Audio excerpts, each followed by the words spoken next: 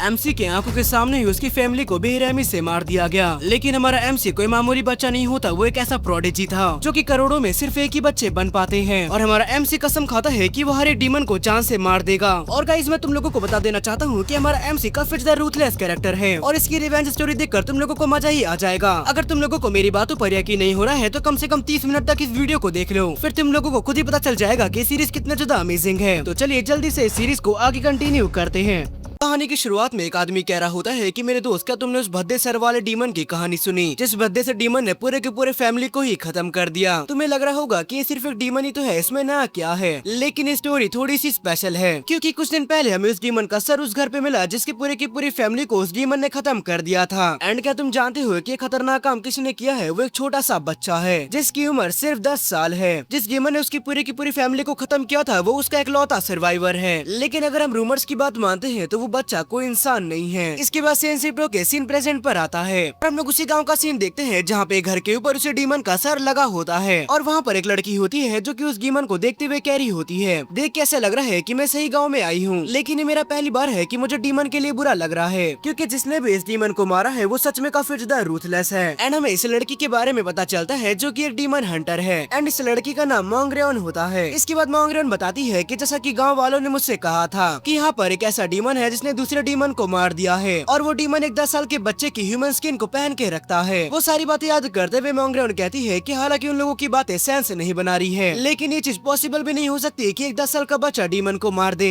अगर dozens of 10 साल के बच्चे भी डीमन को मारने के लिए आगे बढ़ते हैं तो वो इंस्टेंटली मारे जाएंगे, लेकिन बिना चेक किए मैं किसी भी कंक्लूजन पे नहीं आ सकती, इसीलिए मुझे चेक करके देखना होगा। इसके बाद मोंगरेओन उसी घर में आ जाती है जिस घर के ऊपर डीमन का सर होता है। उस घर के अंदर हम लोग एक बच्चे को देखते हैं जो कि और कोई नहीं बल्कि हमारी सीरीज का मेन कैरेक्टर है। हमारा एमसी मोंगरेओन से क्वेश्चन करते हुए कहता है कि तुम कौन हो। ये सुनकर मोंगरेओन खुद को इंट्रोड्यूस करते हुए कहती है कि मेरा नाम मोंगरेओन है और मैं एक डीमन हंटर हूँ। साथ ही मोंगरेओन एमसी को देखते हुए अपने मन में कहती है, तो क्या ये वही बच्चा है जिसके बारे में लोग कह रहे थे कि ये डीमन है। हालांकि इस बच्चे की आंखें किसी भी नॉर्मल बच्चे से बिल्कुल अलग है, लेकिन इसके बावजूद भी इतने वजह काफी नहीं है कि मैं इसको डीमन कंसीडर कर दूं। साथ ही मोंगरेओन अगल बगल ग्रेव्स की तरफ देखते हुए कहती है कि ये उन लोगों की ग्रेव्स होगी जो कि यहाँ पे मारे गए हैं। देख के ऐसा लगता है कि इस बच्चे ने उनकी ग्रेव्स खुद बनाई है। एंड इस बच्चे की कंडीशन देखकर मैं ये भी बता सकती हूँ कि इसने काफी टाइम से खाया पिया नहीं है। इसके बाद मोंगरेओन हमारे एमसी को खाना देते हुए कहती है कि तुम इसे खा सकते हो। ये चीज देखकर हमारा एमसी क्वेश्चन करते हुए कहता है कि पर तुम मुझे ये क्यों दे रही हो, क्योंकि मैं जानता हूँ कि तुम्हें गांव वालों ने मुझे मारने के लिए कहा है। मुझे ये चीज का अंदाजा काफी टाइम पहले लग गया था कि गांव वाले मुझे पहले से पसंद नहीं करते हैं। शायद इन लोगों को मेरी आंखें पसंद नहीं है और जब इन लोगों ने मुझे डीमन को मारते हुए देखा तो इन लोगों को मुझे गाँव से बाहर निकालने की एक और वजह मिल गई। हमारे एमसी की बात सुनने के बाद मोंगरेओन उसके बगल में बैठते हुए कहती है कि तुम्हारी बात सुनने के बाद ऐसा लग रहा है कि तुमने सच में डीमन को अपने हाथों से मारा है, तो क्या मैं तुम्हारी स्टोरी को डिटेल में सुन सकती हूँ। इसके बाद सेंसिप्रो के में पास्ट का सीन दिखाया जाता है जहाँ पे हम देखते हैं कि उस डीमन ने हमारे एमसी की पूरी फैमिली को खत्म कर दिया होता है और वो इन्हें बेरहमी से मारकर एमसी के सामने ही खा रहा होता है। हालांकि एमसी एक जगह पर छुपा होता है इसीलिए वो डीमन हमारे एमसी को देख नहीं पाता। लेकिन अगले सीन में हम देखते हैं कि हमारे एमसी ने बैम्बू का यूज करते हुए उस डीमन को जान से मार दिया होता है। और हमारे एमसी की सारी बात सुनने के बाद मोंगरेओन कहती है, तो यानी कि तुम ये कहना चाहते हो कि वोर्ड रूम के अंदर छुप के तुमने उस डीमन से अपनी जान बचा ली थी, लेकिन इसके बावजूद भी तुमने उस डीमन का पीछा नहीं छोड़ा एंड इसके बाद तुमने अपनी फैमिली की सारी कीमती चीजों को बेच दिया ताकि तुम उस डीमन की इन्फॉर्मेशन और वीकनेस के बारे में पता लगा सको। एंड ये सारी चीज पता करने के बाद तुमने इन चीजों का फायदा उठाते हुए उस डीमन को जान से मार दिया एंड इस तरीके से तुमने अपना रिवेंज यहाँ पर कंप्लीट किया है। और तुमने सारी की सारी चीजें वो भी करी है सिर्फ 10 साल की उम्र में। लेकिन क्या तुम मुझे बताना चाहोगे कि आखिरकार तुमने फ्रंट गेट के ऊपर उस डीमन का सर क्यों लगा रखा है? ये सुनकर हमारा एमसी कहता है कि ऐसा इसलिए है क्योंकि उस डीमन ने मेरी फैमिली का सर खा लिया था, तो मैं भी उसे उसी तरीके से पे करना चाहता था। और ये सारी बातें सुनने के बाद मोंगरेओन अपने मन में कहती है कि इस वाली बात पर यकीन करना मुश्किल है, लेकिन इस लड़के की आंखें देखकर इसे बताया जा सकता है कि लड़का यहाँ पर झूठ नहीं बोल रहा है। इस लड़के ने उस डीमन को बैम्बू से मारा था और उस बैम्बू के अंदर इसने नमक को भर रखा था एंड साथ ही इस लड़के ने उसकी वीकनेस के बारे में भी पता लगा लिया। लेकिन उस डीमन की सारी इन्फॉर्मेशन और वीकनेस पता होने के बाद भी कोई एडल्ट भी उस डीमन को नहीं हरा सकता। इसके बाद मोंगरेओन हमारे एमसी की तरफ देखते हुए अपने मन में कहती है कि इस लड़के ने सिर्फ 10 साल की उम्र में अपना रिवेंज कंप्लीट किया है। हालांकि इसकी फैमिली इसके सामने ही मारी गई, लेकिन इसके बावजूद भी वो इस डीमन से नहीं डरा। मैं गारंटी के साथ कह सकती हूँ कि इस लड़के का जन्म ही एक डीमन हंटर बनने के लिए हुआ है। इसके बाद एमसी कहता है कि जैसा कि मेरा रिवेंज यहाँ पर कंप्लीट हो चुका है, तो इसीलिए मुझे अपनी लाइफ से और ज्यादा अटैचमेंट बाकी नहीं रह गई है, इसीलिए मैं भी सुकून के साथ अब मरना चाहता हूँ। लेकिन तभी मोंगरेओन उसके सर पे मारते हुए कहती है कि कितनी ज्यादा बुरी बात है कि तुमने मुझे अभी तक अपना नाम भी नहीं बताया है। ये सुनकर हमारा एमसी कहता है कि मेरा नाम रैन है एंड ये नाम सुनकर मोंगरेओन कहती है कि रैन एक ऐसा नाम जो की दुनिया को बदलेगा। इसके बाद मोंगरेन रैन से क्वेश्चन करते हुए कहती है, तो तुम्हें क्या लगता है कि तुमने अपना रिवेंज यहाँ पर कंप्लीट कर लिया है? ये सुनकर रैन कहता है कि हाँ, ये रिवेंज लेने के बाद मैं सेटिस्फाइड फील कर रहा हूँ। लेकिन तभी मोंगरेन उसे टोकते हुए कहती है, क्या फिर तुम ये कहना चाहते हो कि तुमने खुद को मजबूर कर लिया है ये एक्सेप्ट करने के लिए कि तुम इस रिवेंज से सेटिस्फाइड हो? और ये बात सुनते ही रैन पूरी तरीके से शॉक हो चुका होता है। मोंगरेन आगे कहती है कि उस डीमन ने तुम्हारी पूरी की पूरी फैमिली को खत्म कर दिया एंड उसने तुम्हें ये मानने पर मजबूर कर दिया कि अब तुम्हारी लाइफ का भी कोई पॉइंट नहीं रह गया है। ये चीज सुनने में कितना ज्यादा पैथेटिक लगता है कि तुम सिर्फ एक डीमन को मार के ही सेटिस्फाइड फील कर रहे हो। इसके बाद मोंगरेन वहाँ से जाते हुए कहती है कि जैसे कि मैंने कंसीडर कर दिया है कि तुम डीमन नहीं हो,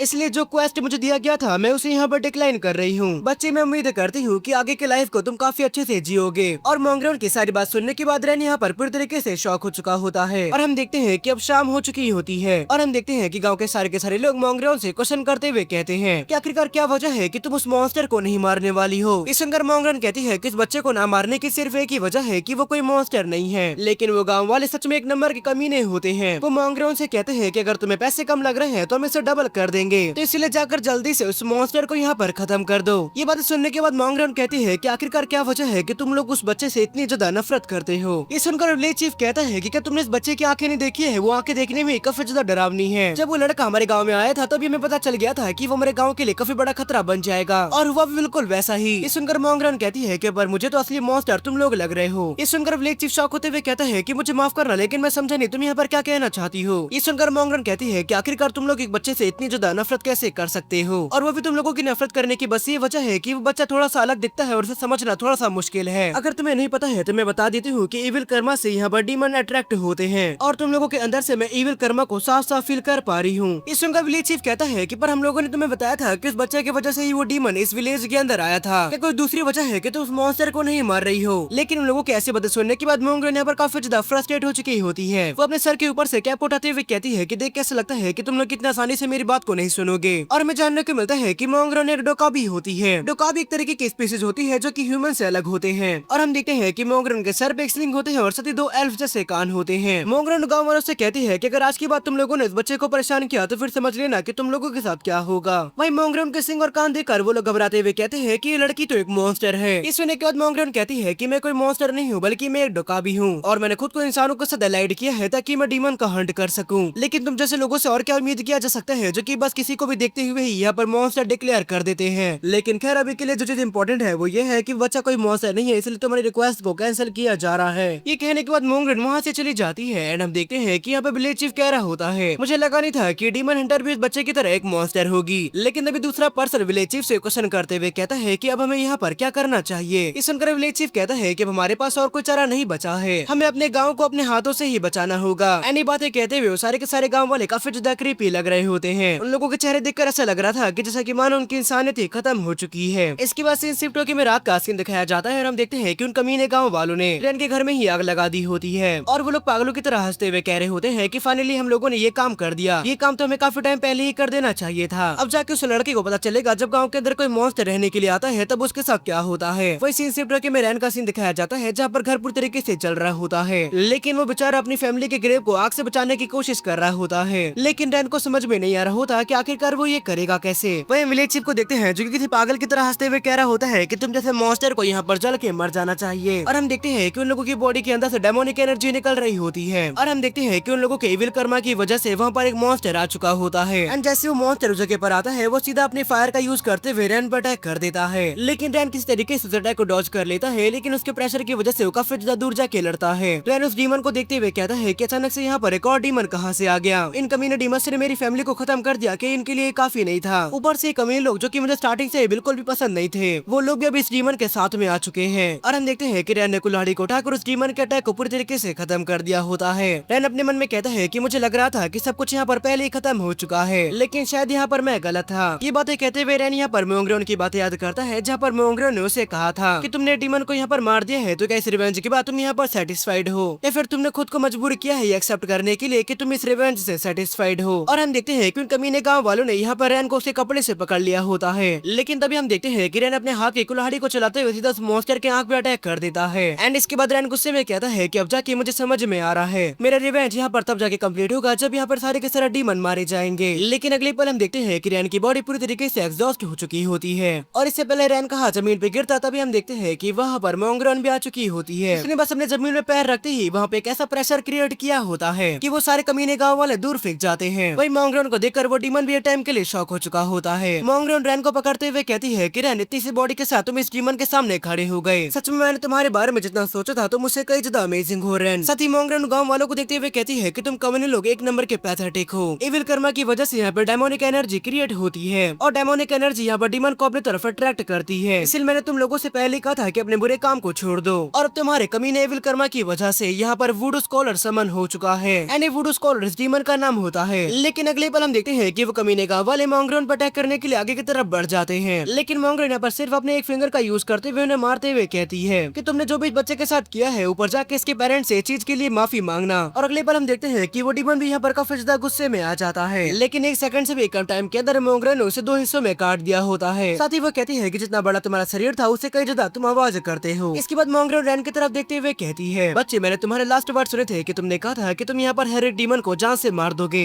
एंड तब जाके तुम्हारा रिवेंज यहाँ पर कंप्लीट होगा। ये रास्ता तुमने खुद चुना है जो कि तुम्हारे लिए आसान नहीं होने वाला है, लेकिन फिर भी मैं कह सकती हूँ कि ये रास्ता तुम्हारे लिए सबसे ज्यादा बेहतर है। इसके बाद मोंगरॉन रैन को अपने कंधे पर उठाते हुए कहती है कि अपना रिवेंज कंप्लीट करने के लिए तुम अभी इतने ताकतवर नहीं हो, इसीलिए जब तक तुम इतने ताकतवर नहीं हो जाते कि तुम अपना रिवेंज ले सको तब तक रैन तुम मेरे अंडर में ही रहोगे। ये कहने के बाद मोंगरॉन रैन को अपने साथ लेकर चली जाती है। इसके बाद सीन शिफ्ट होकर में सुबह का सीन दिखाया जाता है जहाँ पे हम लोग एक अलग जगह का सीन देखते हैं। हम देखते हैं कि रैन को यहाँ पर होश आ चुका होता है। ये चीज देखकर मोंगरॉन कहती है कि देख कैसा लगता है कि तुम यहाँ पर उठ चुके हो। मोंगरॉन को देखकर रैन क्वेश्चन करते हुए कहता है कि तुम कौन हो। ये सुनकर मोंगरॉन कहती है कि बच्चे तुम इतनी जल्दी मुझे भूल गए, मैं मोंगरॉन हूँ डीमन हंटर, और अगर तुम मेरा शुक्र अदा करना चाहते हो तुम्हारी जान बचाने के लिए तो उसकी कोई भी जरूरत नहीं है। सुनकर रैन शॉक होते हुए कहता है कि मेरी फैमिली की ग्रेव पूरी तरीके से डिस्ट्रॉय हो गई थी, यानी कि इसका मतलब ये है कि वो चीज कोई सपना नहीं था। साथ ही रैन ये भी नोटिस करता है कि उसकी बॉडी पर कोई भी स्कार मौजूद नहीं होता। मोंगरॉन ने रैन को पूरी तरीके से हील कर दिया होता है। इसके बाद मोंगरॉन अंदर की तरफ आ जाती है। वही मोंगरॉन के दो बड़े कान और एक सिंग देखकर यहाँ पर रैन समझ जाता है कि वो एक डोकाबी है। इसके बाद मोंगरॉन का शुक्र अदा करते हुए कहता है कि आपने मेरी जान बचाई, इसका बहुत बहुत शुक्रिया। सच में जो डोकाबी रेस होती है वो काफी ज्यादा अमेजिंग होती है। वो रैन की बात सुनने के बाद मोंगरॉन क्वेश्चन करते हुए कहती है कि ये जानने की बात कि मैं डोकाबी हूँ, फिर भी तुमने मुझे यहाँ पर डीमन नहीं समझा, आखिरकार इसकी वजह क्या है। इस सुनकर रैन कहता है कि आपने मेरी जान बचाई है और आपने मुझे काफी अच्छी तरीके से ट्रीट किया है, तो फिर आखिरकार आप मॉन्स्टर कैसे हो सकती हो। आपको देखकर साफ बताया जा सकता है कि आप डोकाबी है और हम डोकाबी को मॉन्स्टर नहीं कह सकते हैं। वही सारी बात सुनने के बाद मोंगरॉन के चेहरे पर भी एक स्माइल आ चुकी होती है। वो अपने मन में कहती है कि ये बच्चा सच में काफी ज्यादा अलग है। इसके बाद मोंगरॉन रैन से कहती है कि तुमने मुझे अपना नाम रैन बताया था ना। ये सुनकर रैन कहता है कि हाँ आपने सही कहा, मेरा नाम रैन है। इसके बाद मोंगरॉन क्वेश्चन करते हुए कहती है कि जो ऑफर मैंने तुम्हें दिया था क्या तुमने उसके बारे में सोचा। ये सुनकर रैन कहता है तो आपका मतलब ये है कि मुझे आपको फॉलो करना है और किलिंग डीमन आर्ट्स को आपसे सीखना है। ये सुनकर मोंगरॉन कहती है कि हाँ तुमने सही कहा, क्योंकि मैं साफ देख सकती हूँ कि तुम्हारे अंदर टैलेंट है। मैं तुम्हें रहने के लिए एक ऐसी जगह दूंगी जहाँ पर तुम तब तक रह सकती हो जब तक तुम अपने पैरों पर खुद खड़े नहीं हो जाते। यहाँ तक कि उस जगह पर धीरे धीरे करके तुम और भी ज्यादा पावरफुल होते चले जाओगे एंड इस तरीके से तुम्हें रिवेंज लेने में काफी ज्यादा हेल्प मिलेगी। ये सुनकर रैन कहता है कि आपका ऑफर सुनने में काफी ज्यादा अच्छा लग रहा है, लेकिन मुझे यहाँ पर ऐसी फीलिंग क्यों आ रही है कि ऑफर जितना सुनने में अच्छा लग रहा है उतना है नहीं। ये सुनकर मोंगरॉन कहती है कि जैसे कि मैं तुमसे उम्मीद कर सकती थी, अगर तुम यहाँ पर मुझे फॉलो करने वाले हो तो तुम्हें वर्स्ट चीज के लिए बिल्कुल प्रिपेयर होकर रहना होगा, क्योंकि जहाँ पर तुम रहने वाले हो वो जगह है डोकाबी टेरिटरी। हालांकि जो डोकाबीज होते हैं वो डीमन से अलग होते हैं, लेकिन उनकी बॉडी के अंदर भी डेमोनिक एनर्जी होती है एंड इसी वजह से उस जगह का एनवायरमेंट पूरी तरीके से अलग हो जाता है। वो जगह एक ऐसी जगह है जहाँ पर इंसानों का रहना लगभग नामुमकिन है और मेरी ट्रेनिंग कोई नॉर्मल ट्रेनिंग नहीं होने वाली। तुम आसान भाषा में ऐसा कह सकते हो कि हर दिन तुम्हारे लिए किसी हेल्थ से कम नहीं होगा। इसलिए मैंने तुमसे स्टार्टिंग में ही कहा था कि तुम्हें वर्स्ट चीजों के लिए प्रिपेयर होकर रहना होगा। एंड ये सुनने के बाद पहले तो रैन यहाँ पर कुछ नहीं कहता, लेकिन इसके बाद वो कहता है कि क्या आपने कहा हेल। ये सुनने में सच में मुझे काफी ज्यादा अच्छा लगा, क्योंकि बिना हेल के मैं इतना पावरफुल हो ही नहीं पाऊंगा कि मैं डिमंस को खत्म कर सकूं। और इसीलिए अगर मैं अपना रिवेंज लेना चाहता हूँ तो मुझे यहाँ पर इतना पावरफुल होना होगा जितना किसी ने सोचा भी नहीं होगा। आज से मैं आपको फॉलो करूंगा मास्टर। ये सुनकर मोंगरॉन के चेहरे पर भी एक स्माइल आ जाती है। वो अपने मन में कहती है, मुझे लगा था कि मेरी बातों से मैं तुम्हें थोड़ा बहुत डरा पाऊंगी, लेकिन ऐसा लगता है तुम अपने गोल और रिवेंज को लेकर कुछ ज्यादा ही सीरियस हो। इसके बाद मोंगरॉन रैन से कहती है, तो यहाँ पर बातें काफी ज्यादा हो गई हैं, चलो शांति से अब खाना खा लो। फिलहाल के लिए तुम्हारा पूरी तरीके से रिकवर होना ज्यादा मैटर करता है और पूरी तरीके से रिकवर होने के बाद ही तुम कहीं बाहर जा पाओगे। और मोंगरॉन की बात सुनते हुए रैन ने भी यहाँ पर खाने को ले लिया होता है। इसके बाद मोंगरॉन वहाँ से जाते हुए कहती है कि मैं यहाँ से जा रही हूँ, लेकिन मेक श्योर करना कि तुम सारा का सारा खाना खत्म कर दो, क्योंकि हमें खाने का अपमान कभी भी नहीं करना चाहिए। और मोंगरॉन की बात सुनने के बाद रैन ने भी हमें खाना खाना स्टार्ट कर दिया होता है। इसके बाद सीन शिफ्ट होकर में डोकाबी विलेज का सीन दिखाया जाता है, जहाँ पे हम देखते हैं कि मोंगरॉन रैन को लेकर डोकाबी विलेज जा रही होती है। लेकिन तभी रैन मोंगरॉन से कहता है कि मास्टर हम लोग जितना ज्यादा अंदर जाते जा रहे हैं ये जगह कोहरे से ढकती जा रही है। इस सुनकर मोंगरॉन मोंगरन कहती है कि ऐसा इसलिए है क्योंकि यहाँ पर डेमोनिक एनर्जी काफी ज्यादा है, लेकिन चाहे कुछ भी हो जाए तुम इन रस्सियों के दूसरी तरफ मत जाना, क्योंकि अभी के टाइम पे तुम काफी ज्यादा कमजोर हो। अगर तुम रस्सी के दूसरी तरफ चले जाते हो तो तुम कभी लौट कर नहीं आ पाओगे। ये सुनकर रैन भी मोंगरन की बात समझ गया होता है। कुछ देर ऐसी चलने के बाद हम देखते हैं कि वो लोग एक गेट के पास आ चुके होते हैं। मोंगरन रैन को बताती है कि एक ग्यूसू टेम्पल है और हम देखते हैं कि ग्यूसू टेम्पल के गेट पे लिखा होता है कि यहाँ पर इंसानों का आना साफ मना है। ये जगह एक फॉरबिडन लैंड है।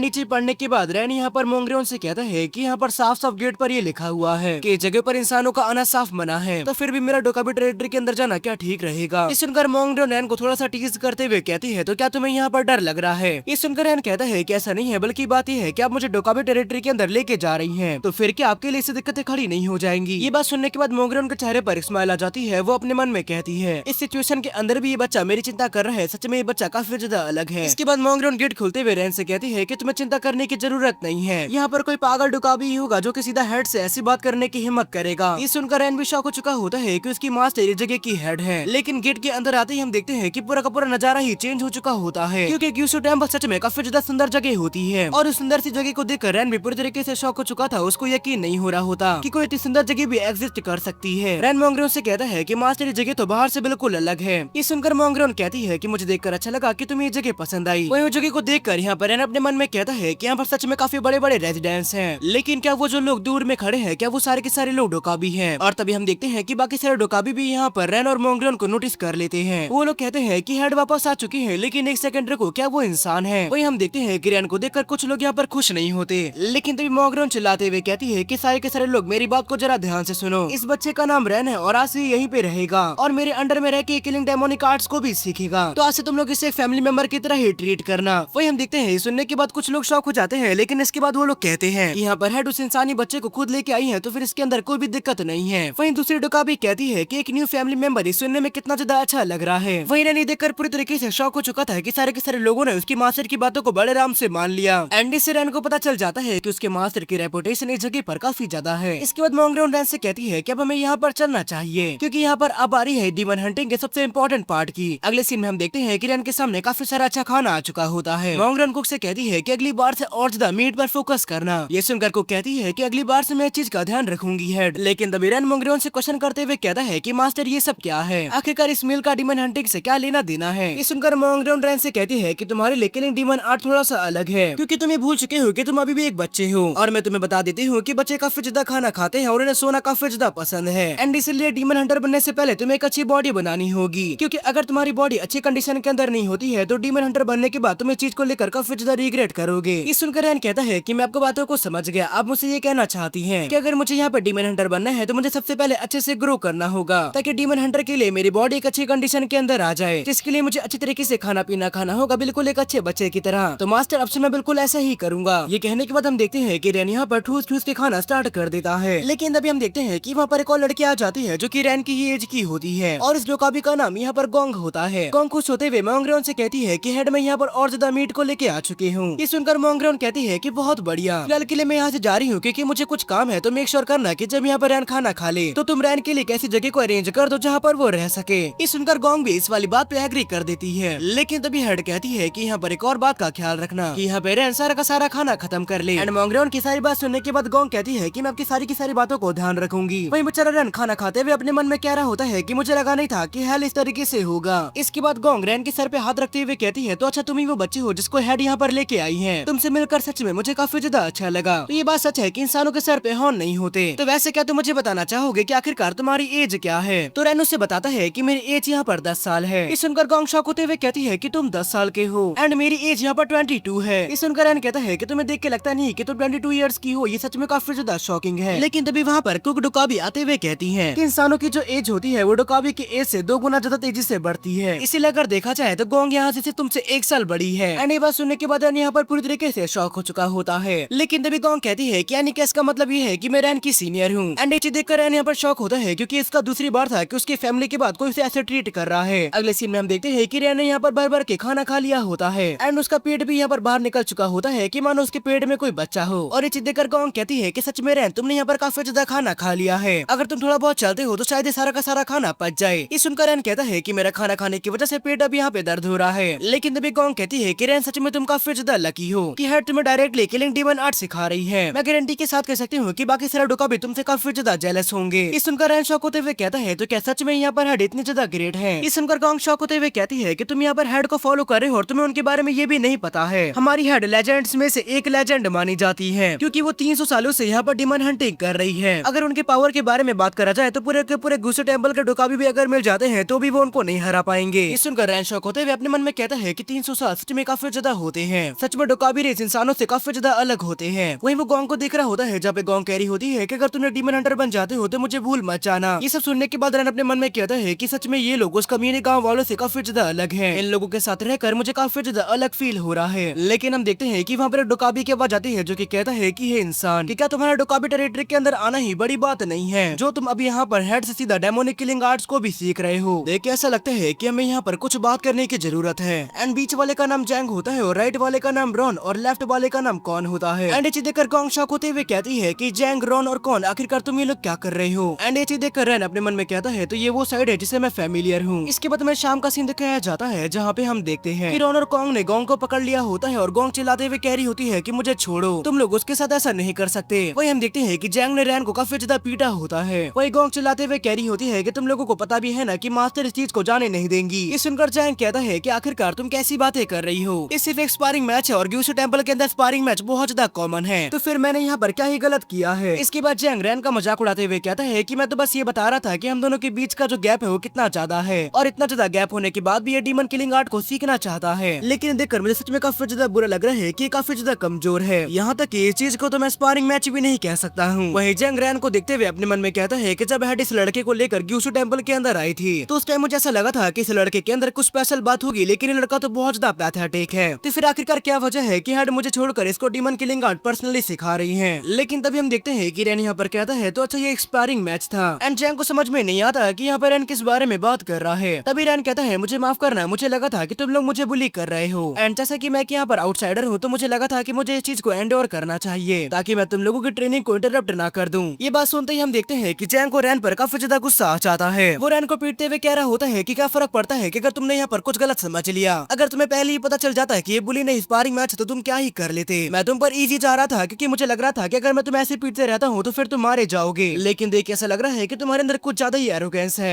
तुम्हें ये पता होनी चाहिए कि तुम्हारी औकात मेरे सामने क्या है। वही जैंग अपने मन में कहता है कि मैं इसको बुरी तरीके से पीट रहा हूँ फिर भी मुझे यहाँ पर सेटिस्फाइड फील क्यों नहीं हो रहा। एंड आखिरकार क्यों ये लड़का मुझसे मार खाते हुए भी अपनी आंखों को बंद नहीं कर रहा है। एंड अगले पल जैंग अपना फाइनल अटैक रैन पे करते हुए कहता है कि तुम यहाँ पर कुछ ज्यादा टफ बनने का एक्ट कर रहे हो, मैं तुम्हें अभी कभी यहाँ पर क्रश कर दूंगा। लेकिन अगले पल हम देखते हैं कि रैन ने जैंग के अटैक को डॉज कर लिया होता है। साथ ही वो जैंग से कहता है कि तुम्हारे अटैक पैटर्न बिल्कुल सेम है। ये कहते हुए हम देखते हैं कि रैन ने भी यहाँ पर एक अटैक सीधा जैंग पे कर दिया होता है। लेकिन इससे पहले वो जैंग पे अटैक कर पाता है वो अपने हाथ को हवा में ही रोक लेता है और अगले पल हम देखते हैं कि जैंग इस अटैक से डरते हुए सीधा पीछे की तरफ गिर जाता है। एंड रैन अपने मन में कहता है कि मेरी बॉडी यहाँ पर एग्जॉस्ट हो गई। अब जाके मुझे समझ में आ रहा है कि हेड ने मुझसे क्यों कहा था कि मुझे यहाँ पर प्रॉपरली खाना खाना चाहिए, नहीं तो डीमन हंटर बनने के बाद मैं इस चीज को लेकर रिग्रेट करूंगा। इसके बाद रैन जैंग से कहता है कि उन्होंने तुम्हारा नाम जैंग कहा था। तो जैंग मैं अप्रिशिएट करता हूँ कि मेरे कमजोर दिखने के बावजूद भी तुमने यहाँ पर होल्ड बैक नहीं किया, क्योंकि अगर मेरा सामना किसी डीमन से हो जाता है तो वो मेरे सामने होल्ड बैक नहीं करेगा। इसीलिए मैं तुम्हारा शुक्रिया अदा करता हूँ। हम लोग किसी और टाइम स्पारिंग मैच वापस से करेंगे। ये कहते हुए हम देखते हैं कि रैन ने जैंग की तरफ अपना हाथ बढ़ा दिया होता है उसे उठाने के लिए। इसके बाद सीन शिफ्ट होकर हम लोग रात का सीन देखते हैं जहाँ पे मोंगड्यून रैन की हालत देखकर काफी ज्यादा परेशान होती है कि आज तुम्हारा पहला दिन था और तुमने पहले दिन पे ही अपनी ऐसी हालत बना ली है। मैंने गॉन्ग से सुना कि कॉन, रॉन और जैंग ने तुम्हें बुली किया है। ये सुनकर रैन कहता है कि ऐसा नहीं है, वो बस एक स्पारिंग मैच था। ये सुनकर मोंगड्यून कहती है कि स्पारिंग मैच के अंदर ऐसी इंजरीज नहीं आती है। फिलहाल के लिए सारी की सारी बातों को साइड करते हैं और तुम्हें ट्रीट करते हैं। इसके बाद मोंगड्यून अपनी पावर का यूज करते हुए यहाँ पर रैन को हील करना स्टार्ट कर देती है। ये देखकर रैन कहता है कि मैं कह सकता हूँ कि ये वही पावर है जो कि आपने मेरे जलने पर यूज किया था। इसके बाद मोंगड्यून रैन से कहती है कि नेचुरल है कि बच्चे एक दूसरे से फाइट करके ही बड़े होते हैं, लेकिन अगर वो लोग अपनी लिमिट को क्रॉस कर देते हैं तो तुम मेरे पास आ सकते हो। साथ ही मोंगड्यून रैन से क्वेश्चन करते हुए कहती है कि क्या तुमने भी यहाँ पर जैंग को हिट किया था। ये सुनकर रैन कहता है कि नहीं, मैंने ऐसा नहीं किया, क्योंकि मैं चाहता हूँ कि मैं आपकी केयर के अंदर हूँ, इसलिए मुझे कोई भी दिक्कत को खड़ी नहीं करना चाहिए। लेकिन तभी हम देखते हैं कि यहाँ पर मोंगड्यून को काफी ज्यादा गुस्सा आ जाता है। वो रैन का मुंह पकड़कर अपने एक ही हाथ से उसे हवा में उठा देती है। एंड मोंगड्यून रैन से कहती है कि तुम्हें क्या लगता है कि मैं अपने सारे के सारे काम को छोड़ के तुम जैसे एक इरिटेटिंग बच्चे को यहाँ पर हील करने के लिए क्यों आई हूँ? क्या तुम्हें भूल चुके हो कि मैंने तुमसे क्या कहा था? ये सुनकर रैन कहता है कि आपने कहा था कि मैं डोकाबी फैमिली का एक मेंबर हूँ। ये सुनकर मोंगड्यून कहती है तो फिर ऐसे एक्ट करना बंद करो कि तुम हमारे एहसान पर ही जिंदा हो। ये चीज देखकर रैन कहता है कि ऐसा लगता है कि मैंने आपको यहाँ पर गुस्सा दिला दिया है, लेकिन शायद आपको यहाँ पर कोई गलतफहमी हुई है। असल में जैंग के साथ फाइट करने के दौरान मैं एक भी अटैक उस पर लैंड ही नहीं कर पा रहा था, या फिर आप ऐसा भी कह सकते हो कि अटैक लैंड करने का मुझे टाइम ही नहीं मिल पा रहा था और सिर्फ लास्ट में मैंने अपने अटैक को उस पर लैंड नहीं किया, वो भी जानबूझ के। ये सुनकर मोंगरेल जैंग को जमीन पर उतारते हुए कहती है कि ऐसा इसलिए है क्योंकि जैंग की जो मार्शल आर्ट की पावर है वो किसी एडल्ट के बराबर है और वो आमतौर पर एडल्ट से ही स्पारिंग मैच करता है। ये सुनकर रैन शॉक होते हुए कहता है तो क्या इसका मतलब ये है कि जैंग यहाँ पर डीमंस को जान से मार सकता है। ये सुनकर मोंगरेल कहती है कि ऐसा नहीं है, अगर वो यहाँ पर किसी डीमन से फाइट करने के लिए जाता है तो वो पक्का से मारा जाएगा। और ये बात सुनने के बाद रैन पूरी तरीके से शॉक हो जाता है। तो मोंगरेल रैन को बताती है कि मैं जानती हूँ कि सुनने में काफी ज्यादा अजीब लग रहा होगा कि तुमने एक लो ग्रेड के डीमन को जान से मारा है, लेकिन वही मैंने कहा कि अगर जैंग यहाँ पर डीमन से फाइट करता है तो वो मारा जाएगा, लेकिन अगर जैंग तुमसे ज्यादा पावरफुल है तो फिर वो डीमन के सामने कैसे मारा जाएगा। तो चलो ये चीज मैं तुम्हें एक्सप्लेन करती हूँ। तुम किलिंग डेमोनिक कार्ड को कुछ तरीके से समझ सकते हो, जैसे कि तुमने उस लो लेवल डीमन स्कॉलर को उसकी वीकनेस का यूज करके मारा जो कि एक नमक है, एंड बिना उसकी वीकनेस के उसको लगभग मार पाना तुम्हारे लिए नामुमकिन था। तो तुमने अपने नॉलेज का यूज किया उस डीमन को खत्म करने के लिए, लेकिन जैंग के पास अब नॉलेज की कमी है, उसके पास खाली मार्शल आर्ट की पावर है, एंड इसीलिए बिना नॉलेज के अगर वो फाइट करता है तो वो मारा जाएगा। लेकिन ये सेम चीज तुम पर भी लागू होती है क्योंकि तुम्हारे पास भले ही नॉलेज हो लेकिन तुम्हारे पास मार्शल आर्ट की पावर की कमी है, इसलिए सिंपल भाषा में कहा जाए तो तुम भी मारे जाओगे। किलिंग डेमोनिक आर्ट के लिए ये दो चीज सबसे ज्यादा मैटर करती है, पहली है नॉलेज और दूसरी है पावर। इन दोनों के साथ ही तुम बिल्कुल सुटेबल हो जाते हो किलिंग डेमोनिक आर्ट के लिए। तो चलो अगर तुम किलिंग डेमोनिक आर्ट परफॉर्म करना चाहते हो तो इसके लिए मैं तुम्हें पहला टास्क देती हूँ। इसके बाद सीन शिफ्ट होकर हमें अगले दिन का सीन दिखाया जाता है जहाँ पे हम देखते हैं कि रेन ट्रेनिंग कर रहा होता है, साथ ही वो लाइब्रेरी के अंदर किताबें भी पढ़ रहा होता है ताकि वो इन्फॉर्मेशन को इकट्ठा कर सके। एंड इसी तरीके से ट्रेनिंग करते करते और किताबें पढ़ते हुए एक हफ्ता बीत जाता है। वही हम गोंग को देखते हैं जो कि रैन की सर्कस से काफी ज्यादा बोर हो चुकी होती है। वो रैन से कहती है कि पिछले एक हफ्ते से तुम यही करते जा रहे हो, क्या तुम इस चीज से बोर नहीं हो रहे। साथ ही वो रैन को कन्विंस भी कर रही होती है ताकि रैन उसके साथ खेले, लेकिन रैन गोंग से माफी मांगते हुए कहता है कि मुझे माफ करना, मेरे पास टाइम की पहली बहुत ज्यादा कमी है। हेड ने मुझसे कहा है कि अगर मैं किलिंग डेमोनिक आर्ट को परफॉर्म करना चाहता हूँ तो इसके लिए मुझे जो टास्क दिया गया है उसे कंप्लीट करना होगा। ये सुनकर गोंग टास्क के बारे में पूछना स्टार्ट कर देती है। तो रैन यहाँ पर गोंग को टास्क बताता है कि उसका टास्क ये है कि उसे जितना हो सके उतना नॉलेज को इकट्ठा करना होगा, और अगर मुझे हेड की एक्नॉलेजमेंट चाहिए तो मुझे इसके लाइब्रेरी की सारी किताबों को पढ़ना होगा ताकि मैं नॉलेज को इकट्ठा कर सकूं। ये सुनकर गोंग मुंह बनाते हुए कहती है तो क्या तुम लाइब्रेरी की सारी किताब को पढ़ने वाले हो? ये करने में तो कई महीने और कई साल लग जाएंगे। अगर कोई मुझसे ये करने के लिए कहता तो मैं पक्का से जीप काट के अपनी जान ही दे देती। ये सुनकर रैन कहता है कि मुझे किताबें पढ़ना पसंद है तो इसके अंदर कोई भी दिक्कत नहीं है, लेकिन तभी गोंग कहती है चलो वो ठीक है, तुम यहाँ पर फिजिकल ट्रेनिंग के साथ साथ यहाँ पर रनिंग भी करते हो, साथ ही हर दिन तुम यहाँ पर आकर काफी सारी किताबें भी पढ़ते हो, लेकिन आखिरकार क्या वजह है कि तुम्हारी बॉडी पर इतनी सारी इंजरीज हमेशा होती है? ये सुनकर रैन कहता है कि खाली यहाँ पर नॉलेज ही काफी नहीं है, मुझे अपनी मार्शल पावर को भी बढ़ाना होगा एंड इसलिए मुझे स्पारिंग मैच को जीतना होगा। ये सुनकर गोंग शॉक होते हुए कहती है कि स्पारिंग मैच जीतना होगा, लेकिन किससे? वही अगले सीन में हम देखते हैं कि यहाँ पर रैन जमीन पे मार खा के गिरा होता है और इसके सामने जैंग खड़ा होता है। जैंग गुस्से में रैंग से कहता है कि तुम यहाँ पे रोज आके मुझे चैलेंज करते हो और मार खा के जमीन पे गिर जाते हो, अगर चीजें ऐसी चलती रहती है तो फिर मैं तुम्हें जान से मार दूंगा। ये सुनकर रैन कहता है कि स्पारिंग मैच है तो मुझे जान से नहीं मार सकते। ये सुनकर जैंग रैन पे चिल्लाते हुए कहता है कि आखिरकार तुमसे किसने कहा कि मैं तुमसे स्पारिंग मैच करना चाहता हूँ? वही गोंग ये सब देखकर अपने मन में कह रही होती है तो अब जाके मुझे समझ में आ रहा है कि रैन की बॉडी पर इतनी इंजरीज कैसे होती हैं। लेकिन क्या सच में हेड ने रैन को ये कहा है कि उसे जैंग को हराना है, क्योंकि स्ट्रेंथ के मुकाबले में एक ह्यूमन कभी भी डोकाबी को नहीं हरा सकता। इसके बाद रैन जैंग से कहता है कि स्पारिंग मैच यहाँ पर कॉम्बैट स्किल को बढ़ाने के लिए की जाती है, और अगर तुम्हारा सामना किसी डीमन से हो जाता है तो वो तुमको इसलिए अवॉइड नहीं करेगा क्योंकि तुम यहाँ पर फाइट नहीं करना चाहते। लेकिन हम देखते हैं कि जैंग को यहाँ पे रैन की बातों से काफी ज्यादा गुस्सा आ चुका होता है। वो अपने पैर से जमीन को क्रश करते हुए रैन से कहता है ऐसा लगता है कि मैं तुम्हें जान से नहीं मार रहा हूँ, तो इस चीज को तुमने मेरी वीकनेस समझ ली है। तो चलो एक और बार यहाँ पर फाइट करते हैं, मैं तुम्हारी बॉडी के हर एक बोन को यहाँ पे क्रश कर दूंगा। लेकिन इससे पहले वो रैन की यहाँ पर हड्डी पसली तोड़ता तभी हम देखते हैं कि यहाँ पर बीच में गोंग आ चुकी होती है। वो जैंग को रोकते हुए कहती है कि रैन को डराना बंद करो। ये चीज देखकर जैंग कहता है कि एक लड़की के पीछे छुपना सच में कितना ज्यादा पैथेटिक है। सच में मैंने तुम्हारे बारे में जितना सोचा था तुम मुझसे कई ज्यादा बेकार हो। लेकिन हम देखते हैं कि रैन जैंग से कहता है कि अगर तुम मेरी बॉडी की हर एक हड्डी को तोड़ भी देते हो तो भी मैं तुम्हें ब्लेम नहीं करूंगा, तो टाइम मिलने पर हम लोग वापस स्पार मैच करेंगे। ये सुनकर हम देखते हैं कि जैंग अपने मन में कह रहा होता है कि ये लड़का सच में एक पागल है। अगले दिन हम देखते हैं कि रैन वापस से जैंग से फाइट करने के लिए आ चुका होता है और जैंग उसे मारते हुए अपने मन में कह रहा होता है कि आखिरकार ये इंसान मेरी बार बार बातों को इग्नोर क्यों कर रहा है। ऐसा नहीं है कि मैं इसकी हड्डी को नहीं तोड़ सकता, लेकिन सीरियसली इसने अभी तक मुझ पर एक हिट भी लैंड नहीं किया है। ये बस आके मुझे चैलेंज करता है और मुझसे मार खाता है। आखिरकार ये इंसान मेरे सामने गिव अप क्यों नहीं कर देता है? इस लड़के के पास कोई भी टैलेंट नहीं है, इसके लिए अच्छा ही होगा कि ये गिव अप कर दे, क्योंकि कोई इंसान चाहकर भी किसी डोकाबी को नहीं हरा सकता। इसके बाद सीन शिफ्ट होकर अगले दिन का सीन दिखाया जाता है जहाँ पे हम देखते हैं कि जैंग रैन को यहाँ पर ट्रेनिंग करते हुए देख रहा होता है। वो रैन की आंखें देखते हुए अपने मन में कहता है कि आखिरकार इसकी आंखें ऐसी क्यों हैं? इसकी आंखें देखकर ऐसा लग रहा है कि मानो ये मुझे नीची नजरों से देख रहा हो। और हम देखते हैं कि इन बातों से जैंग यहाँ पर चिढ़ जाता है और वो ट्रेनिंग करने के लिए चला जाता है। इसके बाद जैंग ट्रेनिंग करते हुए कहता है कि इंसानी लड़के तुम्हें क्या लगता है कि तुम यहाँ पर ट्रेनिंग करते रहोगे और मैं तुम्हें बस देखता रह जाऊंगा? गोंग जिस तरीके से तुम्हारे लिए स्माइल करती है और हेड जिस तरीके से एक्नॉलेज तुम्हें करती है, मैं वो सारी की सारी सारी चीजें ही तुमसे छीन लेना चाहता हूँ। तुम कितना ही खुद को ट्रेन क्यों ना कर लो, लेकिन तुम मेरे जैसे जीनियस नहीं हो। इसके बाद सीन शिफ्ट होकर हमें 1 साल बाद का सीन दिखाया जाता है, जहाँ पे हम देखते हैं कि रैन ने जैंग पर फाइनली एक हिट लैंड कर दिया होता है, जिसकी वजह से जैंग जमीन पे गिर चुका होता है।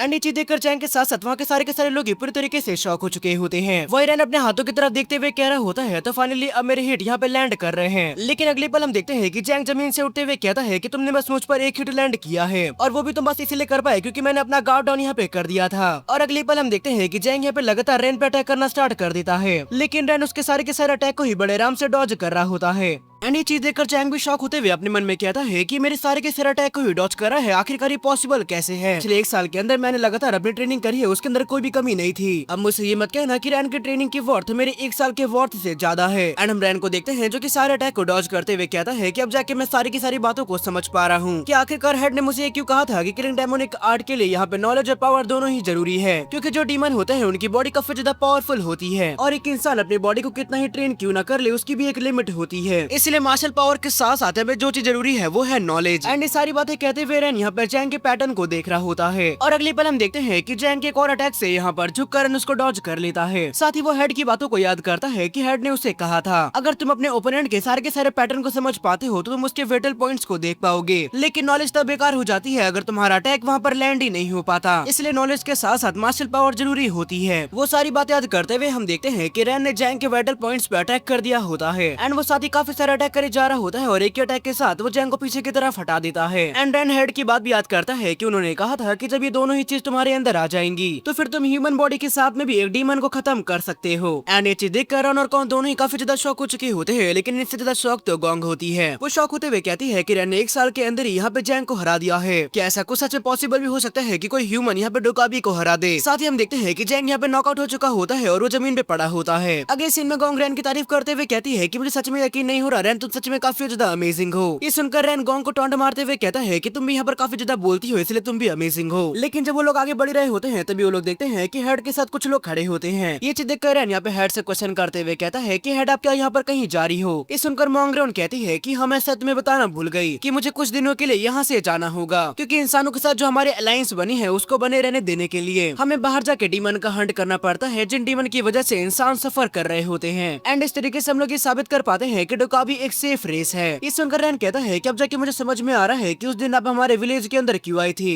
लेकिन तभी मोंगरेन क्वेश्चन करते हुए कहती है कि रैन मैंने तुम्हें एक असाइनमेंट दिया था कि तुमने वो कंप्लीट कर दिया। एंड सुनकर गोंग बताने वाली होती है कि रैन ने जैंग को हरा दिया है, लेकिन इससे पहले वहाँ पर जैंग आ जाता है जो कि हेड से कहता है कि यहाँ पे रैन ने मुझे हरा दिया है। ये सुनकर हेड क्वेश्चन करते हुए कहती है कि क्या रैन ने तुम्हें हरा दिया, वो भी सिर्फ 1 साल के अंदर में ही। ये सुनकर जैंग कहता है कि ये लड़का काफी ज्यादा टैलेंटेड है, देख के ऐसा लगता है कि मुझे अपने ऊपर और ज्यादा काम करने की जरूरत है। वही ये चीज देखकर रैन शौक होते हुए अपने मन में कहता है कि यहाँ पर जैंग मुझे पहली बार मेरे नाम से बुला रहा है। और यहाँ पे सारी बात सुनने के बाद मोंगरेन खुश होते हुए यहाँ पे जैंग से कहती है सच में मुझे ये देखकर काफी ज्यादा अच्छा लगा कि तुम दोनों साथ में आ गए। जब तुम दोनों आपस में फाइट किया करते थे तो मुझे तुम लोगों की काफी ज्यादा चिंता हुआ करती थी, लेकिन देख के ऐसा लगता है कि मुझे और ज्यादा चिंता करने की जरूरत नहीं है। सच में तुम यहाँ पर काफी ज्यादा बड़े हो चुके हो। ये सारी बात सुनने के बाद जैंग काफी ज्यादा खुश हो जाता है, और इसे देखकर गोंग को भी समझ में आ जाता है कि जैंग ऐसी हरकतें इसलिए कर रहा है ताकि वो हेड की ऐसी बातें सुन सके। इसके बाद मोंगरेन वहाँ से जाते हुए कहती है कि मैं उम्मीद करूंगी कि तुम लोग फाइट नहीं करोगे और हमेशा साथ में ऐसे ही रहोगे। लेकिन तभी जैंग देखता है कि कौन यहाँ पे रैन से बात करते हुए कहता है सच में जो तुमने फाइट किया था वो काफी ज्यादा अमेजिंग था। ये चीज देखकर जैंग क्वेश्चन करते हुए कहता है कि कौन तुम यहाँ पे रैन के इतना ज्यादा क्लोज कब से आ गए? इस सुनकर कौन कहता है कि मैं क्लोज आए हुए पूरे आधा साल हो चुका है। वो तो तुम थे जो कि रैन से नफरत करते थे, इसलिए मैं भी ऐसा एक्ट करता था कि मुझे भी रैन पसंद नहीं है। इस सुनकर जैंग वो बनाते हुए कहता है तो इंसानी लड़के ने यहाँ पर कौन का दिल भी जीत लिया है। इसके बाद जैंग वहाँ से जाते हुए कहता है कि आज रात हम लोग सब खेलने वाले हैं। ये सुनकर कौन कहती है तो फिर मैं भी खेलूंगी।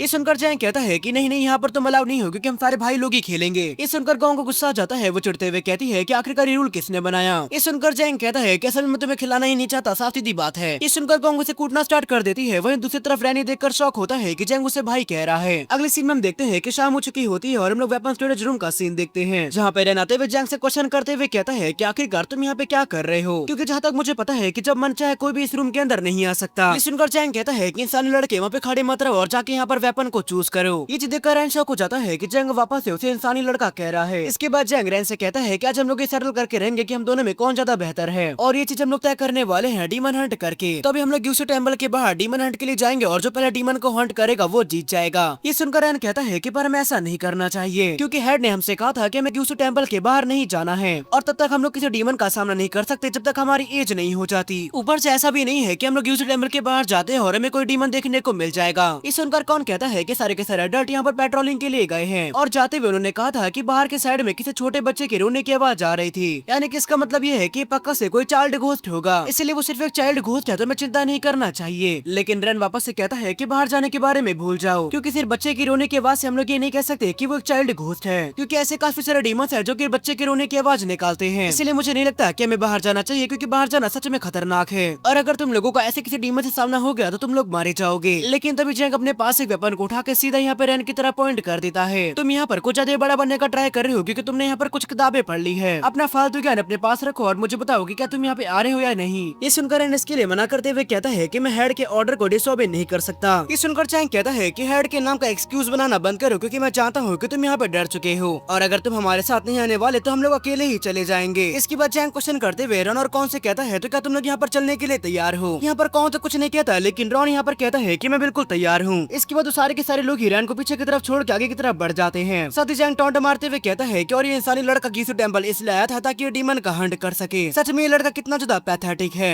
अगले सीन में हम देखते हैं कि वो लोग ग्यूसू टेम्पल के बाहर आ चुके होते हैं, जहाँ पे रॉन कह रहा होता है कि मेरा तो खून उबल रहा है, ऐसा लग रहा है कि मैं 100 घोस्ट चाइल्ड को भी मार सकता हूँ। ये बात सुनने के बाद जैंग कहता है कि तुम ऐसा कह सकते हो कि हमारे डीमन हंटर बनने का एक ट्रायल है, और तभी जैंग पीछे की तरफ मुड़ता है और हंसते हुए कहता है लेकिन देख के ऐसा लगता है कि एक पैथेटिक लूजर भी हमारे साथ आ रहा है, वो भी एक एक्स को लेते हुए। पर मैं तुम्हारी इन्फॉर्मेशन के लिए बता देना चाहता हूँ कि हम लोग यहाँ पर पेड़ काटने के लिए नहीं जा रहे हैं। एंड हम देखते हैं कि उसके पीछे रैन खड़ा होता है। जैंग अपने मन में कहता है कि इंसानी लड़के तुम और मैं बिल्कुल अलग हैं। जब तुम अपने सामने पहली बार डीमन को देखोगे तो तुम्हारी फट के 4 हो जाएगी। लेकिन वही अगर बात रही मेरी, तो मैंने बचपन के अंदर ही एक डीमन की बॉडी को अपने हाथों से छुआ था। एंड ऐसी चीज से बताया जा सकता है कि तुम्हारा और मेरा कोई मैच नहीं है। लेकिन इस बेचारे को क्या पता कि रैन ने तो यहाँ पर एक डीमन को मार रखा है। दूसरी तरफ रैन अपने मन में कहता है कि मैं इन लोगों को अकेले इस जंगल के अंदर जाने नहीं दे सकता, इसीलिए फिलहाल के लिए मुझे इन लोगों को फॉलो करना होगा। साथ ही रैन में चाइल्ड घोस्ट के बारे में बताता है कि वो एक ऐसा डीमन है जो कि बच्चे के फॉर्म में रहता है। चाइल्ड घोस्ट इंसानों को परेशान करता है कुछ चीजों की डिमांड करते हुए, और अगर जैंग का सामना किसी चाइल्ड घोस्ट से हो जाता है तो वो पक्का से एक को मार देगा। लेकिन दिक्कत वाली बात यह है कि अगर वो चाइल्ड घोस्ट नहीं होता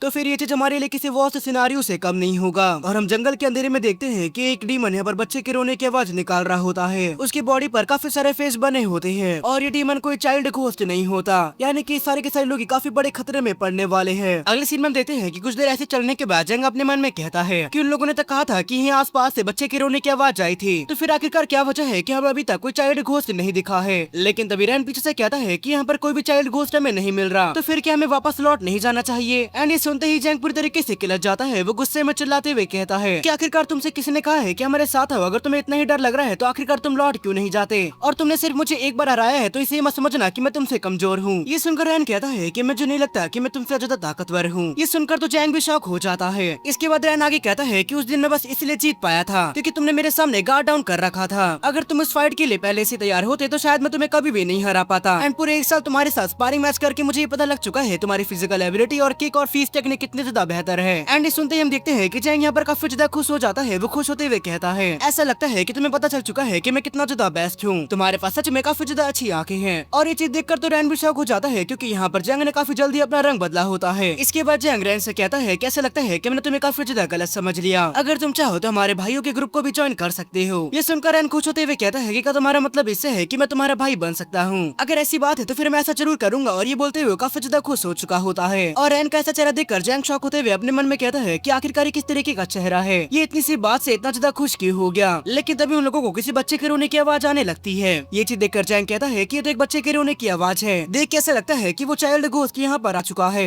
वहीं रॉन और कौन तो चिल्लाते हुए कह रहे होते हैं कि ब्रदर हमारे लिए भी रुकिए। लेकिन जैंग तो कुछ ज्यादा एक्साइटेड हो चुका होता है। वो खुश होते हुए कहता है कि लगता है कि वो टाइम आ चुका है जब अपने भाइयों को दिखा पाऊंगा कि मैं कितना ज्यादा कूल हूँ। लेकिन तभी जैंग कुछ देखकर शॉक हो जाता है और उसके सामने एक डीमन होता है। एंड जैंग कहता है कि जितना मैंने चाइल्ड घोस्ट के बारे में सुना है तो वो एक बच्चे के फॉर्म में रहता है, लेकिन इस डीमन के तो काफी सारे सर हैं। लेकिन तभी रैन चिल्लाते हुए कहता है कि सारे के सारे लोग भागो, वो कोई चाइल्ड घोस्ट नहीं है। लेकिन इससे पहले वो लोग भाग पाते तभी वो डीमन इन लोगों पर अटैक कर देता है। एंड हम देखते हैं कि रैन ने तो अपने सामने शील्ड लगा ली होती है, लेकिन वहीं दूसरी तरफ ये अटैक बाकी लोगों की तरफ भी जा रहा होता है। एंड इसके बाद रैन उठते हुए कहता है कि अच्छा वो मैं यहाँ पर सीढ़ी लेके आ गया था कि मुझे पहले से ही पता था कि ऐसा कुछ हो सकता है। लेकिन आखिरकार बाकियों का क्या हुआ? और बाकियों को देखने के बाद रैन को पता चलता है कि जैंग और रॉन के एक हाथ इंजर्ड हो चुके होते हैं, लेकिन वही दूसरी तरफ अटैक तो कॉन के बॉडी के आर पार चले गए होते हैं। इसके बाद रैन हमें बताता है कि डीमन से फाइट करने का जो रिस्क होता है वो इस बात पर नहीं होता कि हमारे सक्सेस रेट कितना है, बल्कि वो इस चीज पर होता है कि हमारा सर्वाइवल रेट कितना है। इस चीज को 9 लेवल के अंदर डिवाइड किया गया है, जैसे कि 9 से 7 लेवल के डीमन लो ग्रेड के डीमंस होते हैं और एक लो ग्रेड के डीमन के सामने रूकी के सर्वाइवल चांस सिर्फ 10% होते हैं। लेकिन जो लेवल 6 होता है यहाँ से स्टार्ट होते हैं मिड ग्रेड के डीमन, और मिड ग्रेड के डीमन के सामने जो रूकी के चांसेस होते हैं सर्वाइवल रेट के वो सिर्फ 2% होते हैं। और जब इन लोगों के सामने डीमन होता है वो एक लेवल 6 का मिड ग्रेड का डीमन होता है और इसका नाम वेलिंग ड्रैगन डीमन होता है। उस डीमन को देखते हुए रैन अपने मन में कह रहा होता है कि बिल्कुल भी सही नहीं हो रहा, हमारे सामने कोई चाइल्ड घोस्ट नहीं बल्कि एक मिड ग्रेड का डीमन है, और जो ऑफिशियल डीमन हंटर होते हैं उनके भी सर्वाइवल चांस सिर्फ 2% होता है। और वहीं दूसरी तरफ हम लोग ऑफिशियल डीमन हंटर्स भी नहीं है, साथ ही हम लोग यहाँ पर काफी ज्यादा इंजर्ड है, जो की और ज्यादा बेकार है। अगर चीजें ऐसी चलती रहती है तो हम सारे के सारे लोग यहाँ पर मारे जाएंगे। इससे पहले सिचुएशन यहाँ पर और ज्यादा खराब हो, मुझे यहाँ पर बेस्ट डिसीजन लेना होगा। वहीं दूसरी तरफ हम लोग देखते हैं कि जैन की हालत काफी ज्यादा खराब होती है, वो कह रहा होता है मुझे यहाँ पर काफी ज्यादा दर्द हो रहा है, मैंने जितना डीमन के बारे में सुना था ये उससे भी ज्यादा डिस्गस्टिंग होते हैं। साथ ही जैन ये भी देखते हैं कि यहाँ पर रॉन की हालत भी कुछ ठीक नहीं होती,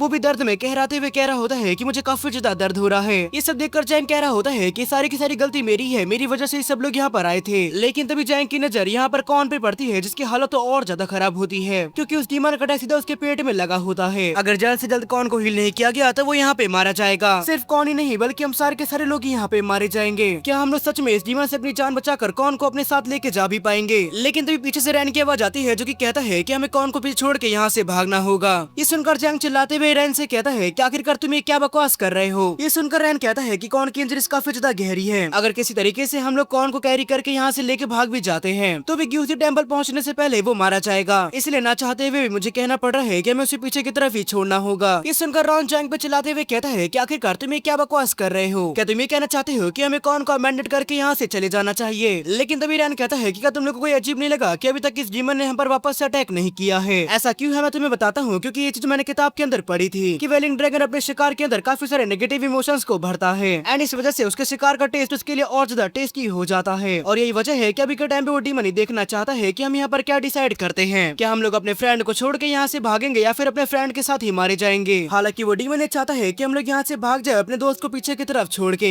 ताकि बाद में इस चीज को लेकर हम लोग काफी ज्यादा रिग्रेट करें और हमारे अंदर काफी सारे नेगेटिव इमोशंस भर जाएं। लेकिन हम जानते हैं कि वो डीमन क्या चाहता है, उसके बावजूद भी हम लोग कुछ अलग नहीं कर सकते। हमें कॉन को पीछे की तरफ छोड़ के यहाँ से भागना ही होगा। सिर्फ वही एक तरीका है यहाँ पे सर्वाइव करने का, नहीं तो हम सारे के सारे लोग यहाँ पर मारे जाएंगे। और तभी वो लोग कॉन को देखते हैं जो कि दर्द में कह रहा होता है कि मेरे पेट में काफी ज्यादा दर्द हो रहा है, प्लीज भाइयों मुझसे ये मत कहना कि मैं यहाँ पे मरने वाला हूँ। साथ ही हम देखते हैं कि वो डीमन भी सीधा गॉन की तरफ बढ़ रहा होता है एंड इसी मौके का फायदा उठाकर रैन सीधा वहाँ पर एक स्मोक बॉम्ब को फेंक देता है। इसके बाद रैन वहाँ से भागते हुए कॉन के कान में जाके कहता है मेरे भाई मुझे माफ कर देना, लेकिन हमारे पास और कोई चारा नहीं है, लेकिन मैं तुमसे वादा करता हूँ कि मैं इस डीमन को अपने हाथों से जान से मारूंगा। और अगले ही पल हम देखते हैं कि वहाँ पे काफी बड़ा धमाका हो जाता है, जैसे चारों तरफ धुआं ही धुआं हो चुका था और हम देखते हैं कि वहाँ पर अब खाली कॉन अकेला ही बचा हुआ था। ये चीज देखकर कॉन कहता है कि क्या सारे के सारे लोग यहाँ से भाग गए? लेकिन चलो ये अच्छा ही है क्योंकि मैं नहीं चाहता कि मेरी वजह से सारे के सारे लोग मारे जाएं। मैं तो बस ये चाहता हूँ कि वो सब रिवेंज के बारे में भूल के सर्वाइव कर लें। लेकिन वो अंदर अंदर काफी ज्यादा डरा हुआ था क्योंकि वो भी यहाँ पर जीना चाहता है। लेकिन अगली पल हम देखते हैं कि वो डीमन कॉन की तरफ बढ़ता है और उसे जान से मार देता है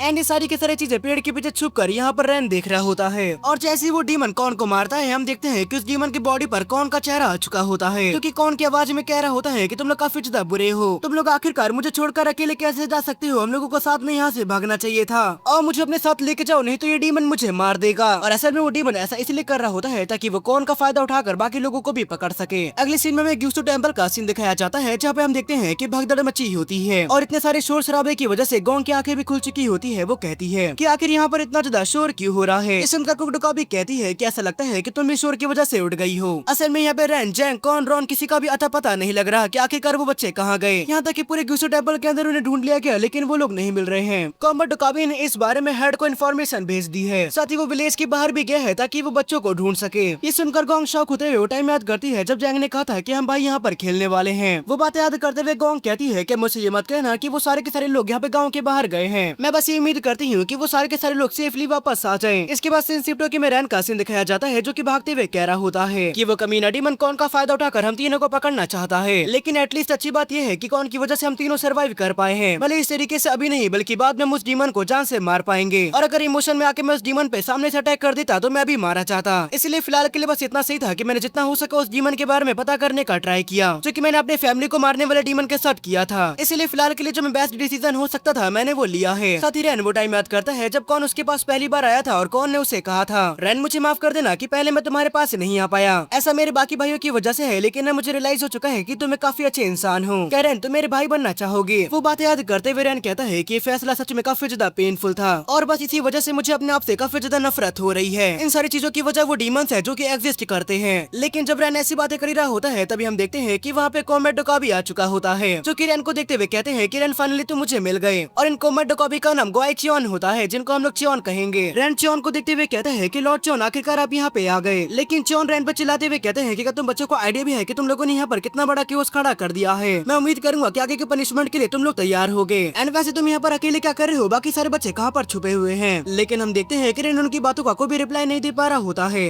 इसके बाद रैन बताता है कि जंगल के अंदर हमारा सामना वेलिंग ड्रैगन डीमन से हो गया था। हम लोगों ने किसी तरीके से वहाँ से एस्केप कर लिया, लेकिन मैं जैंग और रॉन से अलग हो गया। वही कॉर्न को वो डीमन मार के खा गया। और ये वाली बात सुनते ही जॉन शॉक होते हुए कहते हैं कि क्या वो कॉर्न को मार के खा गया? ये वाली बात जानने के बाद जॉन को काफी ज्यादा गुस्सा आता है। वो गुस्से में क्वेश्चन करते हुए कहते हैं, मुझे बताओ कि आखिरकार वो भद्दा डीमन कहाँ पे है और वो दिखता कैसा है? चलो मुझे ये भी बताओ। ये सुनकर रैन चैन को बताता है कि वो डीमन किसी घोड़े की तरह दिखता है और उसके शरीर पर काफी सारे चेहरे हैं। ये सुनकर चैन को और भी ज्यादा गुस्सा आ जाता है। वो रैन से कहते हैं कि तुम यहाँ पर ग्यूसू टेम्पल जाओ, क्योंकि अगर तुम ऐसे ही बाहर रहोगे तो तुम भी खतरे में आ जाओगे। लेकिन रैन अपने मन में कह रहा होता है कि लॉर्ड चियोन यहाँ पर एक पेट्रोल ऑफिसर हैं, जो कि ग्यूसू टेम्पल के आसपास आने वाले डीमन को जान से मारते हैं। तो कई चीजों के बावजूद भी उन्हें वेलिंग ड्रैगन डीमन के बारे में नहीं पता है। इसके बाद रैन चियोन से कहता है कि लॉर्ड चियोन वो जो डीमन है वो एक मिड ग्रेड का डीमन है, तो फिर क्या हमें यहाँ पर सपोर्ट का वेट नहीं करना चाहिए? क्योंकि इस तरीके से तो फिर आप भी खतरे में आ जाएंगे। ये सुनकर चियोन कहते हैं कि तुम्हें चिंता नहीं करना चाहिए, क्योंकि ग्यूसू टेम्पल के अंदर मॉन्स्टर स्ट्रेंथ पोजेस करने वाले डोकाबी में से एक मैं भी हूँ। ये सुनकर रैन पहले तो कुछ नहीं कहता, लेकिन इसके बाद चिल्लाते हुए कहता है, लॉर्ड चियोन मैं भी आपके साथ जाना चाहता हूँ। ये सुनकर चियोन रैन पर चिल्लाते हुए कहते हैं कि आखिरकार तुम ये क्या बकवास कर रहे हो? तुम जानते हो कि वहाँ पर कितना बड़ा खतरा है और उस खतरे के अंदर तुम भी आ सकते हो।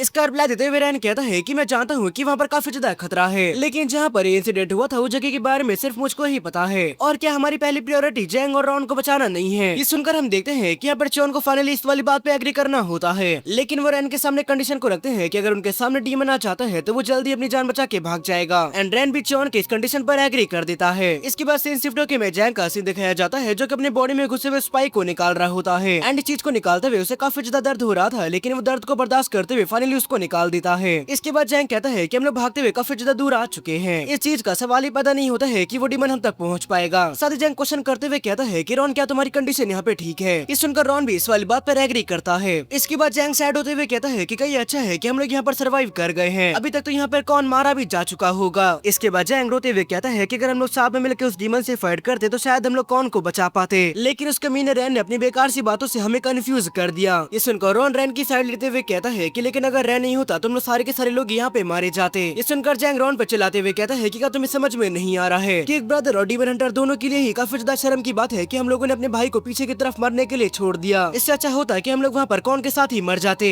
लेकिन अगले पल जैंग को अपने पीछे की तरफ से डेमोनिक प्रेजेंस फील होती है और इस चीज को फील करते ही जैंग की फटके चार हो चुकी होती है। लेकिन जब वो पीछे की तरफ देखता है तो जानने को मिलता है कि एक घोस्ट चाइल्ड होता है, लेकिन उस घोस्ट चाइल्ड को देखते ही सीधा जैंग उस पर अटैक कर देता है और वो उसे मारते हुए कहता है कि तुम जैसे बेकार से डीमन की इतनी हिम्मत कैसे हो गई कि वो मेरे सामने आ गया? अगर उस कमीने इंसान ने मेरी जजमेंट को बेकार नहीं किया होता तो फिर मैं उस डीमन को भी ऐसे ही अपने हाथों से मार देता। और हम देखते हैं कि जैंग की इन बातों से यहाँ पर रॉन भी काफी ज्यादा मोटिवेट हो चुका होता है। वो चिल्लाते हुए कहता है कि हाँ ब्रदर, हम लोग सारे के सारे डीमन को जान से मार देंगे। लेकिन अगली पल हम देखते हैं कि उसके पीछे यहाँ पर वेलिंग ड्रैगन आ चुका होता है और अगली पल जैंग को पीछे की तरफ से कुछ आवाज आती है। एंड जब वो पीछे की तरफ देखता है तो उसको जानने को मिलता है कि अभी यहाँ पर रॉन भी मारा जा चुका है, क्योंकि वेलिंग ड्रैगन डीमन ने यहाँ पे रॉन का सर खा लिया होता है। एंड इसे देखकर तो मानो जैंग किसी सदमे में जा चुका होता है। वेलिंग डीमन ड्रैगन से कहता है कि आखिरकार तुम्हारी हिम्मत कैसी हुई यहाँ पे रॉन के साथ ये करने की? मैं तुम्हारे बॉडी पर हर एक मौजूद सर को इसी वेपन से क्रश कर दूंगा। लेकिन अगले पल जैसे वो डीमन रॉर करता है जैंग की फटके चार हो जाती है। उसका सारा का सारा गुस्सा एक डर में बदल जाता है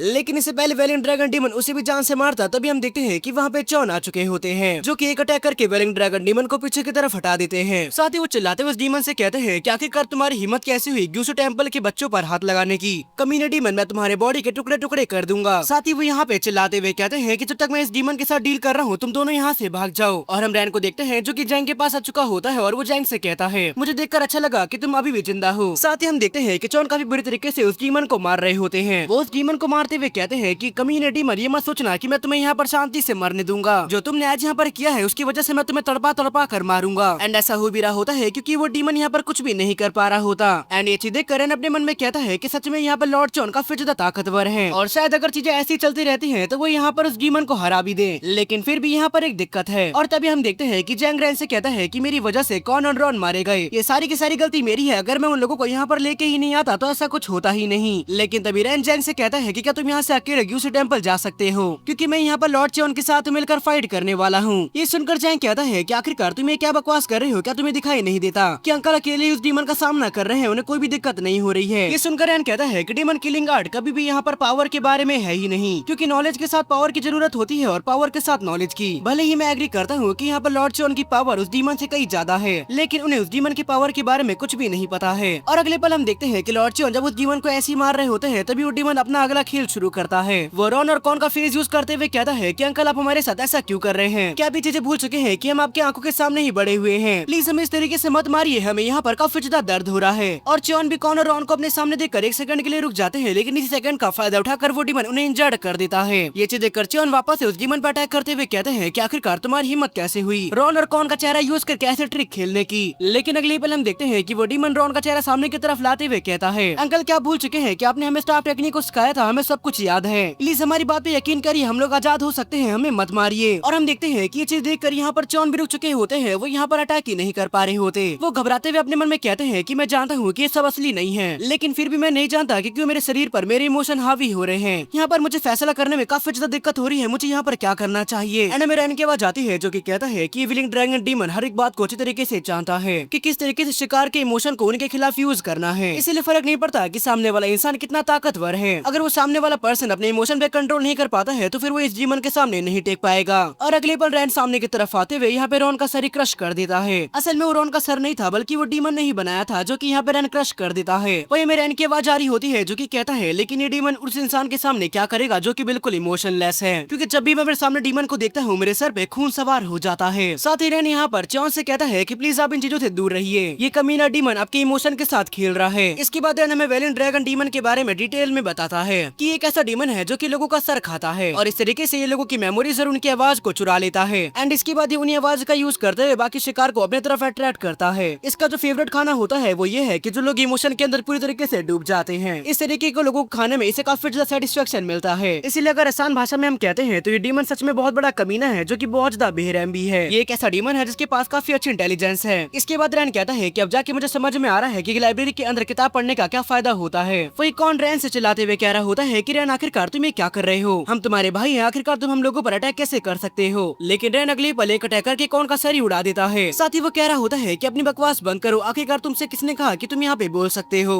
और अगले पल हम देखते हैं कि डीमन कौन का सर पीछे की तरफ खींच लेता है वापस रीजनरेट करते हुए। इसके बाद रैन लॉर्ड चॉन से क्वेश्चन करते हुए कहता है कि क्या आप ठीक हैं। ये सुनकर चॉन कहते हैं कि मैं तो ठीक हूँ, लेकिन क्या मैंने तुमसे ये नहीं कहा था कि अगर तुम्हारे सामने डीमन आ जाता है तो तुम यहाँ से भाग जाओगे, वो बिना किसी क्वेश्चन के। ये सुनकर रैन कहता है कि हाँ मैंने ऐसा कहा था, लेकिन इस डीमन का हंट करने के लिए मुझे आपकी जरूरत है। ये सुनकर चॉन शॉक होते हुए अपने मन में कहते हैं कि ये बच्चा यहाँ पर इस चीज को डीमन हंट कह रहा है। लेकिन तभी जैंग चिल्लाते हुए कहता है कि आखिरकार तुम लोग ये क्या कर रहे हो, क्या तुम लोग देख नहीं सकते हो कि वो हमारे कॉर्न और रॉन है, वो दोनों अभी भी जिंदा है, हो सकता है कि हम उन्हें किस तरीके से बचा पाए। इस सुनकर रैन जैंग से कहता है कि तुम्हें इस चीज पर गिव अप कर देना चाहिए, क्योंकि वो दोनों पहले ही मर चुके हैं। ये कमीना डीमन उनका सर यूज करते हुए उनकी वॉइस को निकाल रहा है ताकि वो डीमन तुम्हारी इमोशन पे कंट्रोल कर सके और आखिर में सिर्फ तुम उस डीमन के शिकार बन जाओगे। लेकिन तभी वो डीमन कॉर्न की आवाज निकालते हुए कहता है कि ब्रदर जैंग ये हम लोग हैं, मुझे पता है कि आप हमारी बात पर यकीन करेंगे, प्लीज हमारी जान बचाइए क्योंकि रैन हमें मारने की कोशिश कर रहा है। और अपने दोनों भाइयों की ऐसी हालत देखकर जैंग की आंखों से आंसू काफी तेजी से निकल रहे होते हैं। लेकिन अगले पल रैन अपने डैगर का यूज करते हुए सीधा यहाँ पर कॉर्न पर अटैक कर देता है, लेकिन रैन का निशाना चूक जाता है, इसीलिए अटैक कॉर्न को नहीं लगता बल्कि उसके बगल वाले सर को लग जाता है। ये चीज देखकर रैन कहता है कि देख कैसा लग रहा है कि वापस जाने के बाद मुझे अपने डैगर पे और ज्यादा प्रैक्टिस करनी होगी। वो डैगर को देखते हुए चॉन कह रहे होते हैं कि डैगर तो एक ट्रेजर है। ये सुनकर रैन बताता है कि वेपन रूम के अंदर से मुझे जो भी चीज मिला मैं वो लेके आ गया, और अगर ये कोई अच्छा अच्छा डैगर है तो फिर ये मेरी किस्मत है। इसके बाद रैन चॉन से कहता है कि लॉर्ड चॉन अगर ये डीमन वापस से यहाँ पर रॉन और कॉन की आवाज निकालने का ट्राई करता है तो मैं उसे रोकूंगा, तो इसलिए प्लीज इमोशन के अंदर ना जाकर आप इसे मारने पर फोकस करिएगा। और रैन की बात सुनने के बाद चॉन अपने मन में कह रहे होते हैं कि इस लड़के के अंदर कुछ तो अलग बात है,